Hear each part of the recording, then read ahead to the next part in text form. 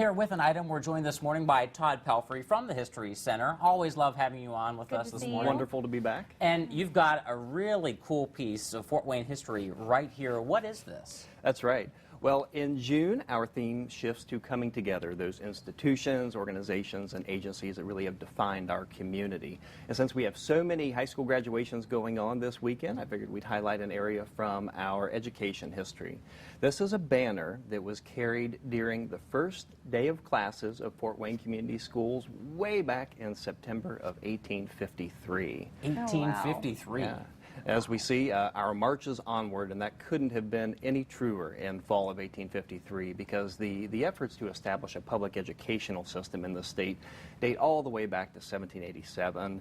Also, as we fast forward through Indiana's first constitution, there were provisions calling for a free educational system.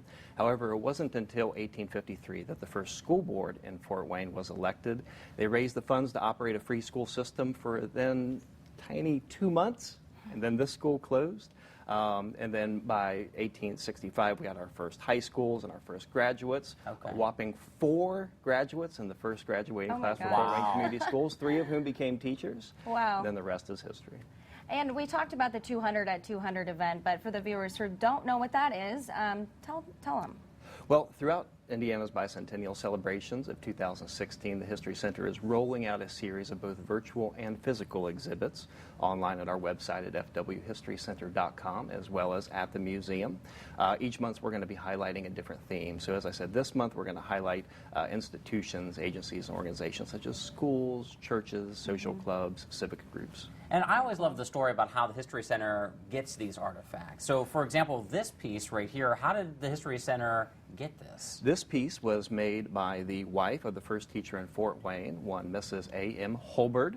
Later, the husband and wife moved back to New York, and then the student who actually carried this banner during the opening parade was visiting them in New York many years later. The teacher gave it to him. He brought it back to Fort Wayne with the understanding that eventually it would be shared with the community, and then his daughter donated it to the Historical Society in June of 1928. We've had it ever since. That's so great. You always have so much good information. I always learn a lot from you. Yep. There's a lot of cool items here, and I look forward to seeing what's next. It's a really good exhibit. I definitely recommend it for anybody who hasn't been down to the History Center to check it out. Sure. Well, thank you so much for being here and showing us this, and we look Absolutely. forward to it.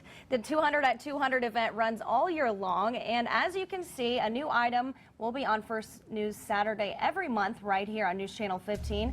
The History Center's hours are noon to 5 today. Admission is $6 for adults, $4 for seniors and children.